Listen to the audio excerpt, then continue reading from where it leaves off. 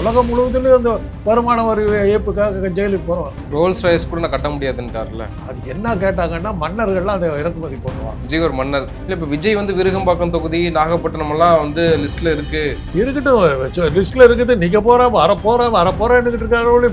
வெளியாவது வரணும் இல்லை, ரோட்டுக்காவது வரணும். டான்ஸ் எல்லாம் ஆடினாரு. அது அவருடைய அரசியல். அதான் அவருடைய அரசியல் பேசுறது அவர் ஆடின டான்ஸ் தான் இப்போ. இதெல்லாம் வந்து விஜயினுடைய ஸ்டைலை வந்து திமுக காப்பி அடிக்கிறாங்க. செல்ஃபி எடுக்கிறதே விஜய் தானே கண்டுபிடிச்சாரு. ஏற்றி விடுங்க, இஷ்டத்துக்கு கொடுங்க. பேண்ட்டு யாருமா ஸ்டாலின் பேண்ட்டு போட்டு வந்தார் பார்த்தீங்கன்னா, விஜய் மாதிரியே பேண்ட் போட்டு வந்தாங்க. அப்போ ஷீட் ஷேரிங்கில் தகராறு வருதுனால அந்த கட்சிக்கு வெற்றி வாய்ப்பு மிக அதிகம்னு அர்த்தம். ஷீட் ஷேரிங் ரொம்ப அமைதியாக போயிட்டு இருக்குதுன்னா ஜெயிக்காத கட்சியில் எத்தனை சீட்டு கொடுத்தா என்னங்கிறது தான் கணக்கு. ஜாதகம் பார்த்து யாருக்கு ஜெயிக்கிற வாய்ப்பு இருக்கு, ஜாதகம் பார்க்கறது இது பண்ணுங்க, பிரசவம் பார்த்து டாக்டரை பார்த்து இது பண்ணுங்க, எல்லாம் பண்ணுங்க. சர்மிளா டாக்கீஸ் நேயர்களுக்கு வணக்கம். இந்த நேர்காணலில் நாம் சிநேகிப்பவர் ஐயா மருத்துவர் திரு காந்தராஜ் அவர்கள். வணக்கம். திமுக ஒரு தீய சக்தி, அதிமுக ஒரு ஊழல் சக்தின்னு சொன்ன நடிகர் திரு விஜய் அவர்கள், அவர் இன்றைக்கு வரி ஏய்ப்பின் மூலமாக அவர் ஊழல் செய்திருக்காரு, வருமானத்திற்கு அதிகமாக சொத்து சேர்த்திருக்காருன்னு சொல்லி 1.5 கோடி ரூபாய் அபராதம் விதித்திருக்கிறது ஐடி. இப்போ அந்த ஐடியினுடைய அபராதம் செல்லும்னு உயர்நீதிமன்றமும் தீர்ப்பு கொடுத்துட்டாங்க. எப்படி அதை பார்க்குறீங்க? ஏன்னா அவர் ஒரு பக்கம் ஊழல் பேசுகிறாரு, ஒரு பக்கம் வருமான வரி ஏய்ப்பு நடக்குது. அதைத்தான் நம்ம என்ன சொல்கிறோன்னா, ஊழலுங்கிறது ஒரு காலத்தில் ஒரு பெரிய விஷயமா தெரிஞ்சது. இன்றைக்கி ஊழலுங்கிறது அன்றாடம் யார் ஊழல் செய்யலை? ஒரு சர்வர் ஹோட்டலில் சர்வ் பண்ணுறாரு, அவருக்கு சம்பளம் கொடுக்குறாங்க. நம்ம என்ன பண்ணுறோம்? சாப்பிட்டு முடிச்ச பிறகு டிப்ஸு கொடுக்குறோம்ல, அது ஊழல் இல்லையா? சினிமாவில் டிக்கெட் இல்லை, தீர்ந்து போச்சு, வெளியில் பிளாக்கில் கிடைக்குதான்னு போகிறோம். யார் ஊழல் செய்யலை? அதுவும் ஊழல் தான். பல லட்சம் கொள்ளடிச்சாதான் ஊழல் கிடையாது, இதுவும் ஊழல் தான். ஆனால் அந்த மாதிரி திரு டிக்கெட்டு விற்கிறது இந்த பிளாக்கில் டிக்கெட் விற்கிறது நீ வாங்கலைன்னாக்கா அவன் எப்படி விற்பான்? ஆக அது அடிப்படையிலே இருக்குது. நீங்கள் குழந்தையா இருக்கும்போது நீங்கள் பார்த்தீங்கன்னா, 2 குழந்தை உட்காந்து, ஒரு குழந்தை கீழே பிஸ்கட் இருக்குதுன்னு வச்சுங்க, இன்னொரு குழந்தை கொஞ்ச நேரம் பார்த்துக்கிட்டோம் டக்குன்னு அதை பிடுங்கிறதுக்கு பார்க்கும். மனிதனுடைய அடிப்படையிலே அது இருக்குது. அதனால் ஊழல் செய்யாமல் எந்த ஒரு வேலையும் நம்ம செய்ய முடியாது. ஒரு மகிழ்ச்சியில் நம்ம பிரமாதமாக பண்ண சொல்லி கண்ணத்தை கிள்றீங்கன்னு வச்சுக்கோங்க, அது கூட ஏதோ ஒரு செய்கையின் மூலமாக நீங்கள் கொடுக்குற ஊழல் தான். குழந்தை தாய்க்கு தாய் குழந்தைக்கு பால் கொடுக்குறது அந்த பாத்திரத்தை எதிர்பார்த்தா இது பண்ணுது. சாமியார்ன்றீங்க, எல்லாத்தையும் எதோ திறந்து இருக்கிறான், அவன் எதுக்காக சாமியாரா இருக்கும்? நடிகர்கள் வருமானத்துக்கு அதிகமாக சொத்து சேர்ப்பதோ நடிகர்னு இல்லை. இப்போ நான் டாக்டர், என்னத்துக்கு நான் இதில் உட்காந்து பேசிக்கிட்டு இருக்கிறேன்? இது ஊழல் இல்லையா? என் வேலையா இது?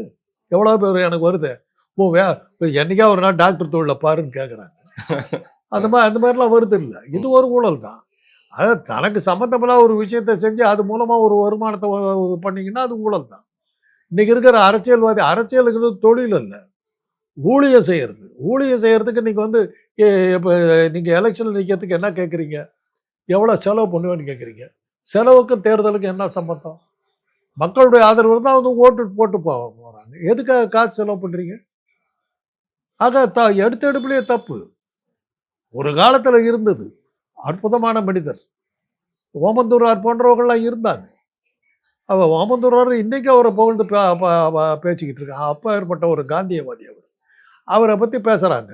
அந்த அளவுக்கு நேர்மையாக நடந்துருக்காரு. அவரை ஒழிச்சு கட்டினாங்கிறது வேறு விஷயம், யார் ஒழிச்சாங்கிறதால பேச வேண்டாம். அந்த மாதிரி அப்படிப்பட்ட அரசியல்வாதிகள் நம்ம இன்றைக்கி பார்க்க முடியாது. அரசியல்னு வந்தாலே நீங்கள் ஊழல் பண்ணித்தான் ஆகணும். இப்போ சினிமாவில் 150 கோடி ரூபாய் வாங்குறாரு, அந்த அளவுக்கு அதில் உழைப்பு இருக்குது அவருக்கு. அவருடைய முகம் தானே, அந்த முகத்துக்கு அவ்வளோ காசா? ஒரு நியாயம் இருக்கா? முகத்தை காட்டி விற்கிறாருல்ல, தகுதிக்கு மீறின அளவுக்கு விற்றுருக்காருல்ல. எம்ஜிஆரோட ஒரு ஆளாக, ஜெமினி கணேசனோட ஒரு ஆளாக சொல்லுங்க, இல்லை ஜெய்சங்கரோட ஒரு ஆளாக, ரவிச்சந்திரனோட பெரிய ஆளாக, என்ன மூஞ்சுங்க? குச்சு காலை போட்டுருக்கு. அதாவது 20th செஞ்சுரி ஃபாக்ஸ் காரருக்கு, அது அமெரிக்கா ஹாலிவுட் தயாரிப்பாளர்கள் இங்கே ஒரு டாக்குமெண்ட்ரி எடுத்தாங்க. இது நடந்தது ஒரு 5-6 ஒரு 10 வருஷத்துக்கு முன்னாடி. அந்த டாக்குமெண்ட்ரியில் வந்து நான் இன்வால்வ் ஆகிருந்தேன். இது பண்ணும்போது அவங்க இந்த இவர் படத்தை பார்த்துட்டு வந்து எப்படி இவரெல்லாம் ஸ்டார் ஆனாருன்னு கேட்டாங்க. விஜய் இல்ல படம் முக அமைப்பு கலரா இருந்தாதான் வந்து ஹீரோவா எடுத்துக்க முடியுமா? ஒரு ஹீரோவுக்குன்னு சில லட்சணங்கள் இருக்குதுங்க. அதாவது 2 வகையில பிரிக்கலாம். ஒரு அழகான முகத்தை வச்சுக்கிட்டு வரலாம், அல்லது ஒரு கொடூரமான முகத்தை வச்சுக்கிட்டு வரலாம். சார்ல்ஸ் பிரான்சன் போன்ற நடிகர்கள்லாம் இருக்காங்க, கடூரமான முகம். ஜாக் பாலன்ஸுங்கிற நடிகர் கடூரமான முகம். அதே ராக்கெட்சன் இருக்காரு, அப்படியே பால்வடிய முகம். இப்போ மாதவன் இருக்காரு, சாக்லேட் ஃபேஸ். அதே சமயத்தில் இதில் பார்த்தீங்கன்னா அந்த முகமே இல்லாத பார்த்திபன் இருக்கார். பார்த்திபனுக்கு இந்த ஃபேஸ் கிடையாது, முரட்டு ஃபேஸ்.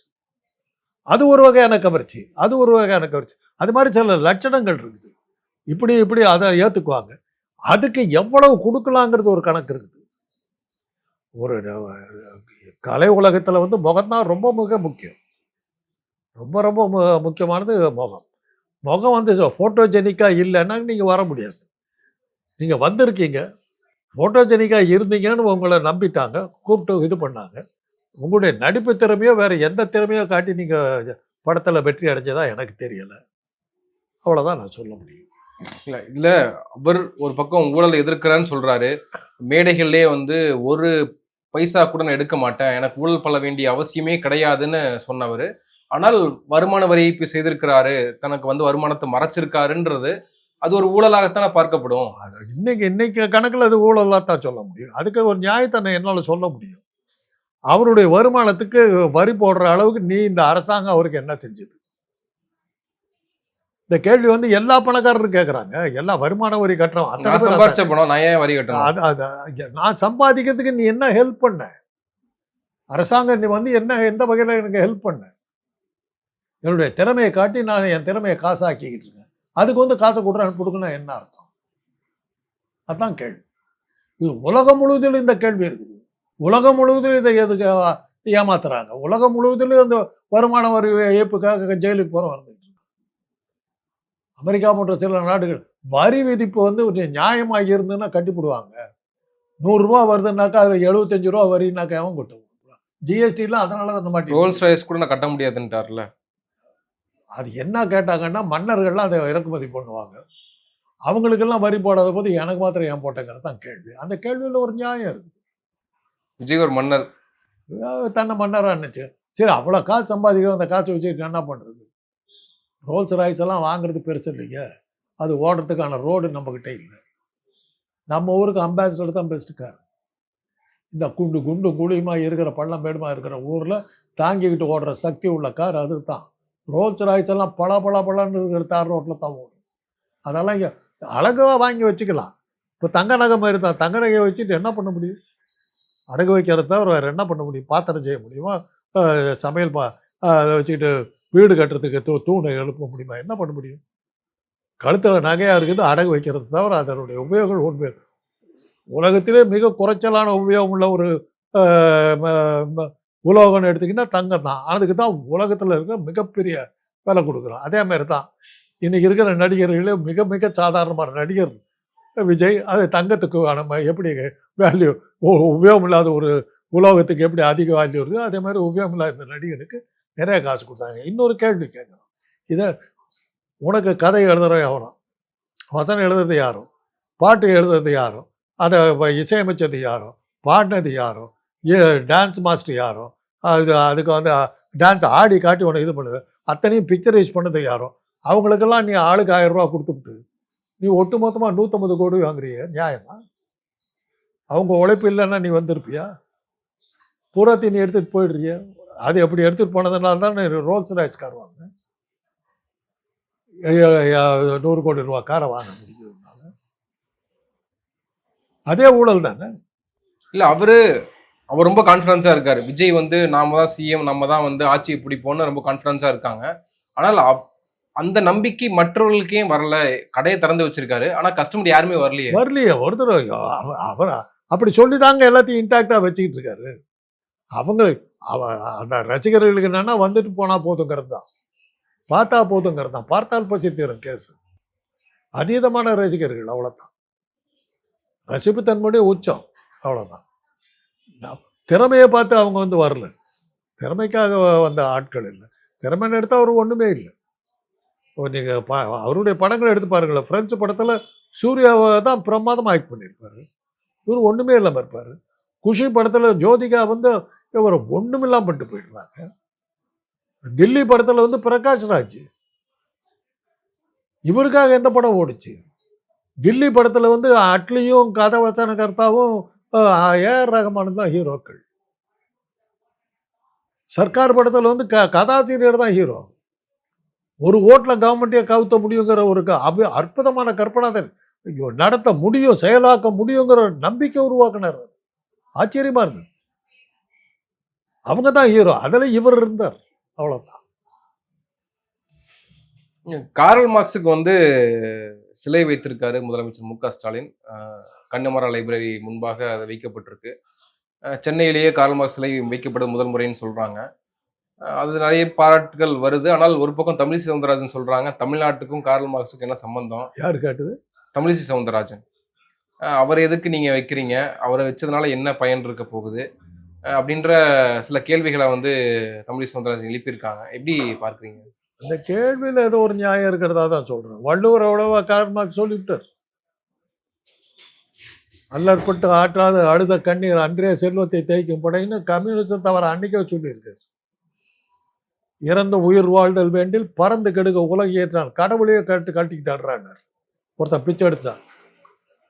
அருள் இல்லாருக்கு அவ்வுலகம் இல்லை, பொருள் இல்லாருக்கு இவ்வுலகம் இல்லைன்னு கம்யூனிஸ்ட் சொன்னார். உழுதுண்டு வாழ்வாரே வாழ்வார், மற்றெல்லாம் தொழுதுண்டு பின் செல்பவர்னு உலகை பற்றி பேசணும். அவர் காரல் மார்க்ஸ் வர்றதுக்கு பலாயிரக்கணக்கான வருஷத்துக்கு முன்னாடி அவரெல்லாம் சொல்லிட்டு போயிட்டார். காரல் மார்க்ஸ் நான் உண்மையில் அந்த கேள்விக்கு எனக்கு இருக்குது. இன்னைக்கு வந்து உலகம் முழுவதும் தோற்று போன தத்துவம் வந்து காரல் மார்க்ஸுடைய தத்துவம் இன்னைக்கு இல்லை. கம்யூனிஸ்ட் நாடுகள் ஒரு காலத்தில் இருந்து இன்னைக்கு ரஷ்யா கம்யூனிஸ்டத்தில் இருக்குதா, சைனா கம்யூனிஸ்டில் இருக்குதா, கொரியா கம்யூனிஸ்டில் இருக்குதா? கம்யூனிஸ்ட் நாடுகள் சொன்ன நாடுகளில் என்னைக்கு எங்கே இருக்குது கம்யூனிசம்? எல்லாமே முதலாளிகள் ஆயிட்டாங்க.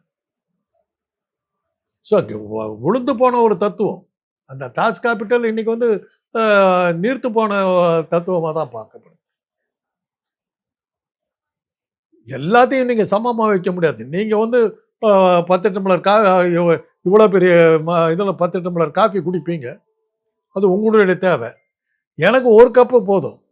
என்ன அடையாளமாக வச்சுக்கிட்டு உங்களுக்கு ஒரு கப்பு கொடுத்தா உங்கள் கதி என்ன ஆகும்? ஒவ்வொரு மனிதனுக்கு தனிப்பட்ட தேவைகள் இருக்குது. அந்த தேவைகளை நீங்கள் பூர்த்தி செஞ்சு தான் ஆகணும். எல்லாத்துக்கும் ஒரே மாதிரியான ரசனை இருக்கும். ஒரு கர்நாடக சங்கீதம் ஒரு ஆளுக்கு பிடிக்கும். அதையே நான் கேட்டுவிட்டு இதெல்லாம் பாட்டாடான்னு கேட்டு போவேன். கர்நாடக சங்கீதம் தான் கேட்கணும்னு சொல்கிறது தான் கம்யூனிசம். வர்க்கபேதம் ஒழிந்தால்தான் பொருளாதார சமத்துவம் வரும்னு சொன்னாங்க.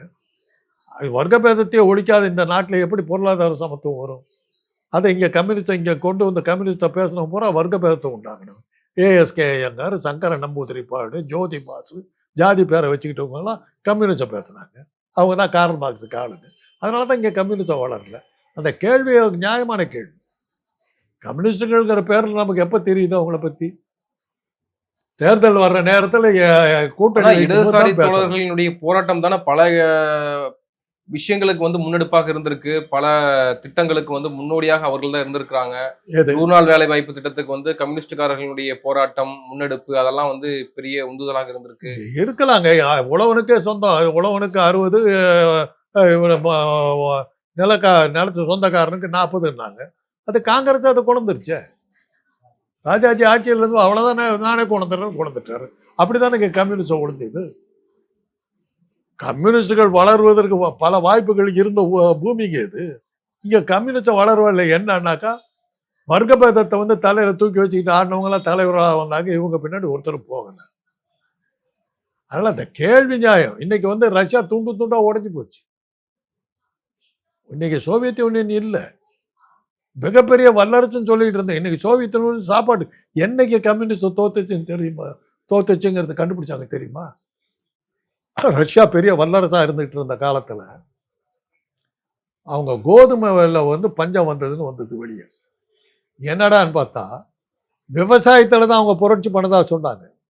கோதுமையை அவங்க வந்து கம்யூனிஸ்ட் முறையில் கூட்டு பண்ண விவசாயத்தில் கோதுமையிலேயே அவங்க தண்ணீரை பெறாமல் ஆஸ்திரேலியாவிலேருந்து வாங்கிட்டு இருந்த விஷயம் இந்த வெளியே வந்தது. அது வெளியில் வந்தபோது தான் கம்யூனிஸ்ட்ங்கிறது போலி, சரியா வரல அப்படிங்கிறது உலகத்துக்கே தெரிஞ்சுது. அதனுடைய விளைவு தான் ஒவ்வொரு நாடும் அங்கலங்கமாக பிரிஞ்சு உடஞ்சி போச்சு. இன்னைக்கு சைனா இன்னைக்கு இருக்கிறதுல பெரிய வல்லரசு. அது எப்படி இருக்குது? முதலாளித்துவம் பேசிக்கிட்டு இருக்கு. சீனாக்காரங்கிட்ட இருக்கிற காட்சி அவங்ககிட்ட இல்லை. இன்னைக்கு எல்லாம் அரச உடமையாகவும் இருக்குது. தனிப்பட்ட முதலாளிகள் அங்கே ஃபுல்லாக இருக்காங்க. முதலாளித்துவம் தான் ஜெயிச்சிருக்கு. ஸோ அதனால அந்த கேள்வி அந்த அந்த தத்துவம் தோல்வி அடைஞ்சிருச்சு. கார்ல் மார்க்ஸ் தத்துவம் தோல்வி அடைஞ்சிருச்சு, அவ்வளோதான். இன்னொரு பக்கம் இந்த சிலை திறப்பிலேயே பார்க்கும்போது எல்லா கூட்டணி கட்சி தலைவர்களும் திமுக காங்கிரஸ் கட்சி தலைவர் சிலோபிறந்தகை முதல் கொண்டு அங்க இருக்கிறார், இடம்பெறாரு. ஆனால் ஷீட் ஷேரிங் இன்னும் வந்து அதுக்கான பேச்சுவார்த்தை தொடங்காமலே இருக்காங்க. இன்னும் இழுபறியாகவே இருக்கிறதா திமுக கூட்டணி? ஏன்னா அதிமுக பாஜக தலைமையிலான அதிமுகவா இல்லை அதிமுக தலைமையிலான கூட்டணியா நமக்கு தெரியல. ஆனால் அந்த கூட்டணியில ஷீட் ஷேரிங் குறித்து பேச ஆரம்பிச்சுட்டாங்க. எவ்வளோ ஷீட் யாருக்கு எவ்வளோன்னு பேச்சுவார்த்தைகள் தொடங்கி போயிட்டு இருக்கு. ஆனால் அதிமுகல அதே திமுக கூட்டணியில பெரிய அளவுக்கு பேச்சுவார்த்தை தொடங்கப்படல, இன்னும் அமைதியாகவே இருக்காங்க. அப்ப என்ன பிரச்சனை இருக்கா அந்த கூட்டணியில? ஜெயிக்கிற கட்சிங்க ஷீட் ஷேரிங்ல தகராறு வரும். ஒன்றும் தேடுறதுக்கே வழி இல்லைங்க. இவனுக்கு எத்தனை சீட்டு வச்சுக்க அப்படின்னு கொடுத்துட்டு போயிட்டு இருக்காங்க, அவ்வளோதான். என்டிஏ கூட்டணியில் அவங்களுக்கு அவங்க எந்த தைரியத்தில் இருக்காங்க? ஞானேஷ்குமார் எப்படி தன்னை காப்பாற்றிடுவாங்கங்கிற தைரியத்தை தவிர பொதுமக்கள்கிட்ட அவங்க எங்கே இருக்காங்க? ஷீட் ஷேரிங்கில் தகராறு வருதுன்னா ஜெயிக்கிறதுக்கு வாய்ப்பு இருக்கிறதுனால தான் தகராறு வருது. இல்லாட்டி நான் என்னத்துக்கு தகராறு வருது? சைலண்ட்டாக இருந்தாங்கன்னா தோற்று போயிட்டாங்கன்னு தான் அர்த்தம். எனக்கு சீட்டு கொடுக்கலன்னா கட்சி விட்டு போயிடுவேன் அப்படிங்கிறாங்க. அப்படின்னா என்ன அர்த்தம்? கொடுத்தா தான் நான் ஜெயிக்க முடியும். திமுக கொடுத்தா தான் ஜெயிக்க முடியுங்கிறதுனால தான் நான் திமுக கிட்ட சண்டைக்கு போகிறாங்க. போன தடவை மாதிரி 5 கொடுத்து என்னை ஏமாத்தா, எனக்கு 2 மிட்டாய் எக்ஸ்ட்ரா கொடுன்னு கேட்குற மாதிரி கேட்குறாங்க, அவ்வளோதான். அப்போ ஷீட் ஷேரிங்கில் தகராறு வருதுனாலே அந்த கட்சிக்கு வெற்றி வாய்ப்பு மிக அதிகம்னு அர்த்தம். ஷீட் ஷேரிங் ரொம்ப அமைதியாக போயிட்டு இருக்குதுன்னா ஜெயிக்காத கட்சியில் எந்த சீட்டு எத்தனை சீட்டு கொடுத்தா என்னங்கிறது தான் கணக்கு. ரொம்ப சுலபம். இதுக்கு வந்து பெரிய அறிவு மூளையெல்லாம் பயன்படுத்த வேண்டிய அவசியம். அதிமுக இப்ப எடப்பாடி எல்லாம் வந்து புது ரூல்ஸ் போட்டிருக்காரு, ஜாதகம் பார்த்து தான் சீட்டே கொடுக்குறாரு. செய்திகள்ல அடிபட்டுக்கிட்டு இருக்கணுங்க. நானே இருக்கிறேன்னு காட்டிக்கணும். இல்லாட்டி போனா யார் சீந்துவா? இல்ல ஜாதகம் பார்த்து யாருக்கு ஜெயிக்கிற வாய்ப்பு இருக்கு, ஜாதகம் பார்க்கறது இது பண்ணுங்க, பிரசவம் பார்த்து டாக்டரை பார்த்து இது பண்ணுங்க, எல்லாம் பண்ணுங்க. அதெல்லாம் உங்க இஷ்டம். இதெல்லாம் சொல்லி செய்திகள்ல அடிபட்டுக்கிட்டு இருக்கணும். நீ செய்திகள்ல அடிபட்டுக்கிட்டு இருக்கு, நானும் இருக்கிறேன்னு காட்டிக்கணும். ராகு அமைப்பு யாருக்கு இருக்கோ அவருக்கு சீட்டு கொடுக்கலாம், ஏன்னா வெற்றி பெறுவார் அப்படின்னு எடப்பாடி நினைக்கிறாரு. அவர் என்ன வேணாலும் நினைக்கட்டுங்க. அவர்கிட்ட யாராவது சீட்டு கேட்டாங்களா முதல்ல அதை சொல்லுங்க. விருப்ப முன்னெல்லாம் வந்து வாங்கிட்டு போனாங்க நிறைய பேர். 3 எலெக்ஷன்ல அவர் நிக்கவே இல்லைங்க. அவர்கிட்ட ஏன் வருவான் சீட்டுக்கு? கடைசியில் என்ன சொல்லுவாரு? இந்த சூழ்நிலை இப்படி இருப்பதால் நான் தேர்தலை புறக்கணிக்கிறேன்ட்டு போனார்னா என்ன பண்ணுவீங்க? 3 எலெக்ஷன் நிக்கலைங்க அவரு. ஈரோடு தேர்தலில் கூட நிக்காம விட்டாருல்ல. அவங்க ஏன்னா மக்கள் இருக்கிற ஊர்ல எலெக்ஷன் நிக்கலையே அவர். அதனாலதான் அவர் காலியானார். தேர்தலை புறக்கணிக்கிறேங்கிற பேர்ல நீங்க வெளியே போனீங்கன்னா அதுதான் அந்த மாதிரி புறக்கணிச்சதுனாலதான் வைக்கவும் காலியானார். அதைத்தான் நான் திருப்பி சொல்றேன். சீமான் வந்து டெபாசிட் இன்னைக்கு வரலும் வாங்கினா, ஆனா எலெக்ஷன் நின்றுகிட்டே இருப்பான். அதனாலதான் ஒரு 10 பேர் கூடவே இருக்கான். என்னைக்கோ ஒரு நாள் ஜெயிப்போங்கிற நம்பிக்கை அவனுக்கு இருக்கு. எலெக்ஷன்ல நிக்கிறேன்னு உங்க பின்னாடி யார் வருவா? பழனிசாமி தன்னுடைய தலைமையை இழந்ததுக்கு காரணம் 3 தேர்தலில் அவர் நிக்காமே விட்டார். அவன் அதுக்காக வேலை செஞ்சுக்கிட்டு இருந்தான். எல்லாத்தையும் ஏமாத்தி விட்டீங்கல்ல. அதில் விழுந்தது தான். அரசியல் கட்சிகள் தேர்தலுக்கு திராவிட கழகத்தினுடைய தலைமை பதவியோ இதோ வந்து மாறுதுங்கிறது போது யாராவது இது பண்ணுறாங்களா? ஏன்னா அவங்க சமூக நீதிக்காக போராடுறவங்க. தேர்தல் இதுக்கு வரல அவங்க. அதனால தான் சுபவீர பாண்டியன், ராஜேந்திரன், வீரமணி போன்றவர்கள்லாம் பெருசாக அடிபடாததுக்கு காரணம் அவங்க தேர்தல் அரசியலுக்கு வரல. அவங்க பின்னாடி போனால் உழைக்கணுமே ஒழிய லாபம் வர்றதுக்கான வாய்ப்புகள் குறையும். சமூக போராளிகள் அது பிரயோஜனம். அது உண்மையான தியாக சிந்தனையும் இந்த மக்களுக்கு நல்லது செய்யணுங்கிற எண்ணம் இருக்கவும் தான் அதுக்கெல்லாம் போக முடியும். நம்ம பொழப்ப நல்லபடியாக மேலே இது பண்ணிட்டு போகணும், நல்லா பெருசாக வரணும் அப்படின்னு நினைக்கிறவன்லாம் அரசியலுக்கு வருவோம். அரசியலுங்கிறது இன்னைக்கு ஒரு பிஸ்னஸ், அவ்வளோதான். இல்ல தேர்தல் நிக்கல, அது ஒரு பேக்ஃபயர் ஆயிருக்குன்னு சொல்றீங்க. ஆனால் அதே மாதிரியே இப்போ தாவேகா தலைவர் விஜய், அந்த தாவேகா கட்சி அப்படின்றது கடந்த எந்த தேர்தல்களையும் கட்சி ஆரம்பத்துல எந்த தேர்தலையுமே போட்டியிடாம ஸ்ட்ரெயிட்டா 2020 சட்டமன்ற தேர்தல் தான் வராங்க. அதனால தான் நான் சொல்றேன், தாவேகா வந்து இன்னும் அரசியலுக்கு வரலேங்கிறேன். இல்ல இப்ப விஜய் வந்து விருகம்பாக்கம் தொகுதி, நாகப்பட்டினம் எல்லாம் வந்து லிஸ்ட்ல இருக்கு. இருக்கட்டும், லிஸ்ட்ல இருக்குது. நிக்க போறேன், வரப்போறேன்னுகிட்டு இருக்காரு. வெளியாவது வரணும்ல, ரோட்டுக்காவது வரணும்ல. அதை கூட இப்போ 2 வருஷத்துல என்ன பண்ணாருன்னு யாருக்கும் தெரியாது. உங்களால தாங்க அவரை பத்தி தெரியுது. இல்லாட்டி பண்ண நமக்கு என்ன தெரியும் அவரை பத்தி? ஜனநாயகங்கிற படத்தை பத்தி பேசிக்கிட்டு இருக்காங்க. அரசியல்வாதிக்கு அதுவா விளம்பரம்? ஆக திருப்பி அவர் சினிமாவுக்கு போயிட்டார். டான்ஸ் எல்லாம் ஆடினாரு. அது அவருடைய அரசியல். அதான் அவருடைய அரசியல் பேசுறத விட அவர் ஆடின டான்ஸ் தான் இப்போ பெருசா பேசணும். ஆக அவர் இன்னும் சினிமா நடிகராக தான் இருக்கார். இன்னும் அரசியலுக்கு அவர் வரல. அந்த மெச்சூரிட்டியும் வரல. அது அரசியல் நடத்துகிற எண்ணமும் அவருக்கு இருக்க மாதிரி தெரியல. நீங்க எல்லாம் கொடுக்குற தொந்தரவுனால தான் அவரை பத்தி மற்றவங்களாம் பேச வேண்டியதா இருக்கு. இல்ல எல்லாருமே விஜய் ஆயிட முடியாது. இன்னைக்கு கூட திமுக தென்மண்டல மாடம் நடத்துறாங்க. அதுல முதலமைச்சர் ஸ்டாலின் வந்து நடந்து வருகிறார். விஜய் போலவே வந்து சென்டர் மீடியன்ல நடந்து வராரு தொண்டர்களை பார்த்துட்டு. இன்னொரு பக்கம் உதயநிதி வந்து செல்ஃபி எடுக்கிறாரு தொண்டர்கள் கிட்ட. இதெல்லாம் வந்து விஜயினுடைய ஸ்டைலை வந்து திமுக காப்பி அடிக்கிறாங்க. செல்ஃபி எடுக்கிறதே விஜய் தானே கண்டுபிடிச்சாரு. ஏற்றி விடுங்க, இஷ்டத்துக்கு கொடுங்க. பேண்ட்டு யாருமா ஸ்டாலின் பேண்ட் போட்டு வந்தார் பார்த்தீங்கல்ல, விஜய் மாதிரியே பேண்ட் போட்டு வந்திருக்காரு. பேண்ட்டு அவர் தான், இப்போ விஜய் தான் கண்டுபிடிச்சாரு. ஹேர் கட் பண்ணியிருந்தாரு. விஜய் மாதிரி ஹேர் கட் பண்ணியிருக்கேன். அதுக்கு விஜய் தான் ஹேர் கட்டு கண்டுபிடிச்சாரு. சொல்லுங்களேன். அளக்கிறதுக்குன்னு நம்ம ஆரம்பிச்சிட்டீங்க. உங்கள் இஷ்டத்துக்கு பேசுகிறீங்க. மெரிடியனில் நடக்கிற இது உலக அழகி போட்டின்னு நடத்துகிறாங்க. மெரிடியனில் தான் நடந்து போகிறாங்க. அந்த உலக அழகி போட்டியை பொம்பளைகளை பார்த்து தான் விஜய் நடந்ததுன்னு நான் சொல்கிறேன். எழுதுங்க. ரேம்ப் வாக்குன்றது பேர் அது. இது கூட தெரியாம நீங்க மீடியா நடத்துறீங்க. இது விஜய் கண்டுபிடிச்சாங்க. அவங்க தவைக்கவே என்ன சொல்றாங்க? அவன் தற்கொலை. அதனாலதான் அவங்களுக்கு தற்கொலைன்னு பேரு. உலகம் முழுவதும் ரேம்ப் வாக்குங்கிறது எல்லா இடத்துலையும் அந்த காலத்துல இருந்து போட்டு வச்சிருப்பாங்க. இப்படி குறுக்க வர்றது, கையெல்லாம் கொடுத்துட்டு போவாங்க. ராகுல் காந்தி எல்லாம் வந்து பேசுனாங்க குயின் மேரிஸ் காலேஜில் பேசும்போது, அந்த ரேம்பில் நின்று பண்ணுங்களுக்கெல்லாம் கை கொடுத்து எவ்வளோ அட்டகாசம் பண்ணுவேன். அப்போ விஜய் வந்து பால் பூட்டியில் பால் குடிச்சிக்கிட்டு இருந்தார். அந்த மாதிரி ஆசாமி வந்து கண்டுபிடிச்சாரு. அளக்கிறதுக்கு ஒரு லிமிட் வைங்க, அவ்வளோதான் நான் சொல்லுவேன். நீங்கள் தூக்கி விடுறத பற்றி எங்களுக்கு ஆட்சேபம் இல்லை. இப்படியெல்லாம் போய் பேசாதீங்கிறது தான் நம்ம பாயிண்ட். இல்ல அவங்க தவைக்கணும் என்ன சொல்றாங்க, அந்த அதுல இருந்து என்ன எழுச்சி வந்து இங்க இல்லையே, இது கூட அவங்களுக்கு தெரியலன்னு அர்த்தம். அவ்வளவுதான். இந்த அடிப்படை ஞானம் கூட இல்லாதவன் தான் விஜய் பின்னாடி போறான்.